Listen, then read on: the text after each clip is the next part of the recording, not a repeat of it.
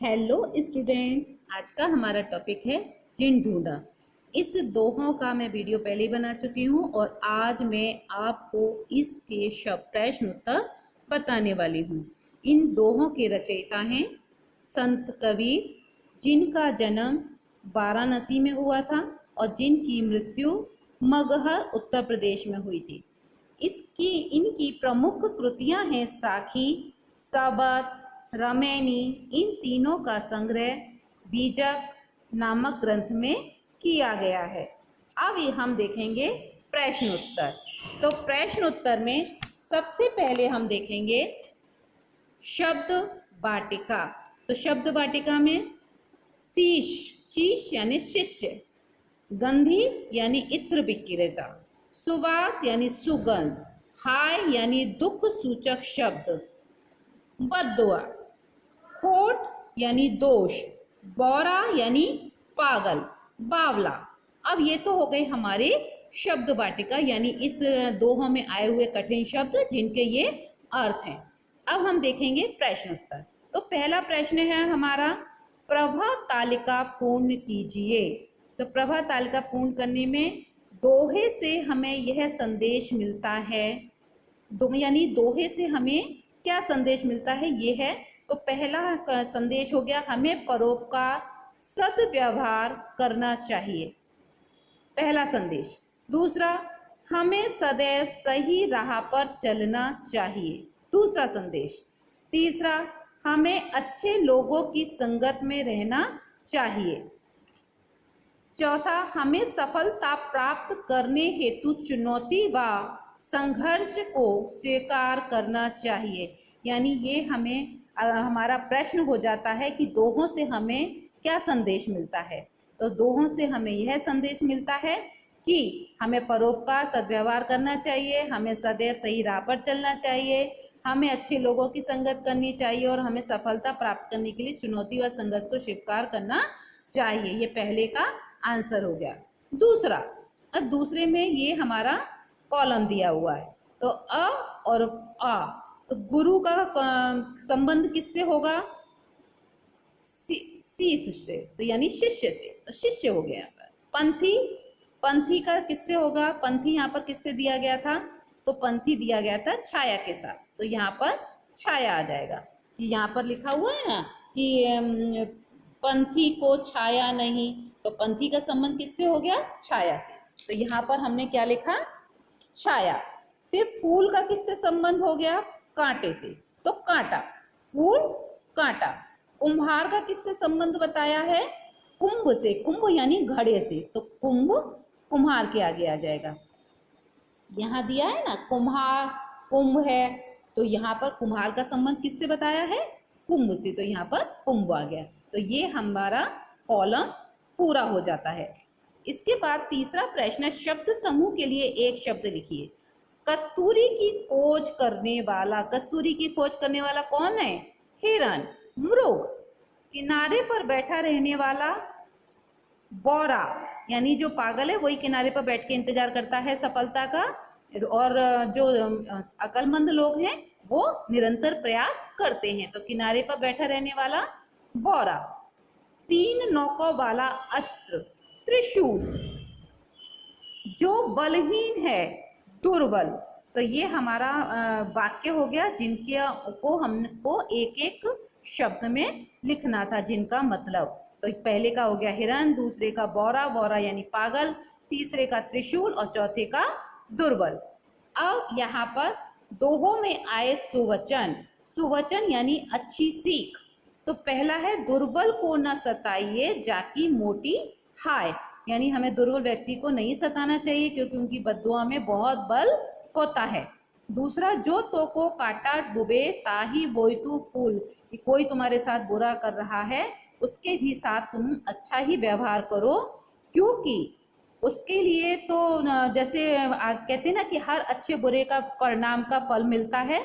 तो अगर वो बुरे कर्म कर रहा है तो उसे बुरा फल मिलेगा। आप अच्छे कर्म कीजिए जिससे आपको अच्छा ही फल प्राप्त होगा। तो ये दो सीख हमें इस दोहों से मिलती हैं कि दुर्बल को न सताइए जाकी मोटी हाय, जो तो को काटा बोबे ताही बोई तू फूल। ये दो सुवचन हो गए। इसके बाद है निम्नलिखित अर्थ के शब्द दोहे से ढूंढकर लिखिए। पुत्र को दोहों में क्या बोला गया है? लाल।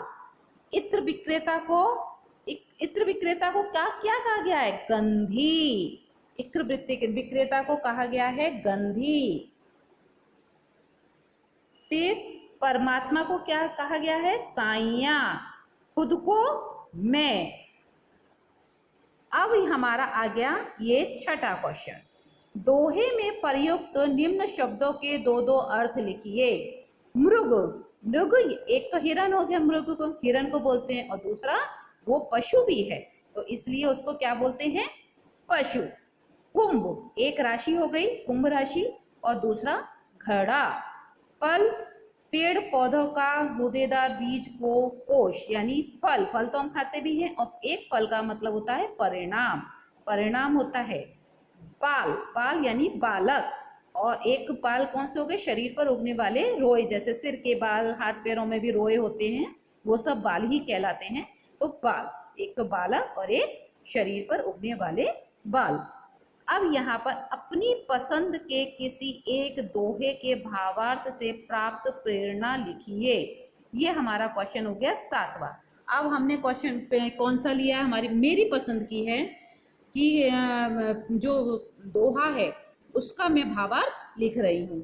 तो प्रस्तुत दोहे के माध्यम से, यानी मैंने कौन सा लिया है? बड़ा हुआ तो क्या हुआ, जैसे पेड़ खजूर, पंथी को छाया नहीं, फल लागे अति दूर। मुझे ये दोहा पसंद है, मैंने इसका अर्थ लिखा है। आप चाहें तो किसी और का भी अर्थ लिख सकते हैं। तो प्रस्तुत दोहे के माध्यम से कबीर ने बड़ा होने का वास्तविक अर्थ समझाया है। वे कहते हैं कि मनुष्य के केवल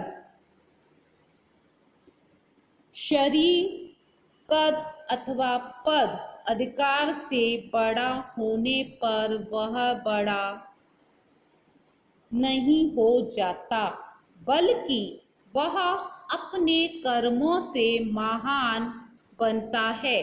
यहाँ कवि ने उदाहरण देते हुए समझाया है कि खजूर का पेड़ बहुत बड़ा होता है, लेकिन ना तो उससे पंथी को छाया मिलती है और ना ही फल, अतः केवल शरीर से बड़ा होना पर्याप्त नहीं है। बड़प्पन तो तब है जब हमारे कर्म बड़े हों और उसका लाभ दूसरों को भी मिले। यहाँ कबीरदास जी यह संदेश देना चाहते हैं कि मनुष्य को सदैव परहित की राह पर चलना चाहिए। ये मैंने इसका भावार्थ लिखा हुआ है। बड़ा हुआ तो क्या हुआ, जैसे पेड़ खजूर, पंथी को छाया नहीं, फल लागे अति दूर। आप चाहें तो इनमें से किसी और दोहे का भी अर्थ इस क्वेश्चन की जगह, क्वेश्चन के आंसर की जगह पर लिख सकते हैं। अपनी पसंद का ही मतलब ये है कि आप अपनी पसंद का कोई भी दोहा चुन लें कि किसी एक दोहे के भावार्थ से प्राप्त प्रेरणा लिखिए। तो ये इसके बाद का क्वेश्चन है हमारा उपयोजित लेखन।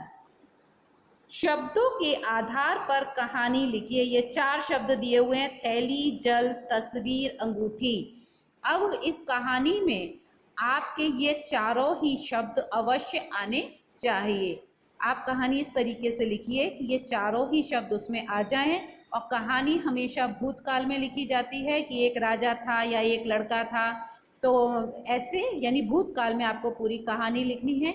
उसमें आप मैं शब्द का प्रयोग नहीं कर सकते कि मैंने देखा या मैंने सुना या मैंने कहा, ऐसा आप नहीं कर सकते। पूरी कहानी आपकी भूतकाल में होनी चाहिए। तो इस तरीके से आप ये कहानी को अपने शब्दों में लिखिए।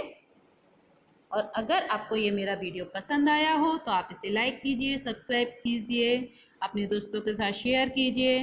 और इस पाठ से संबंधित कोई भी प्रश्न हो, कोई भी परेशानी हो तो आप मुझे कमेंट्स करके पूछ सकते हैं।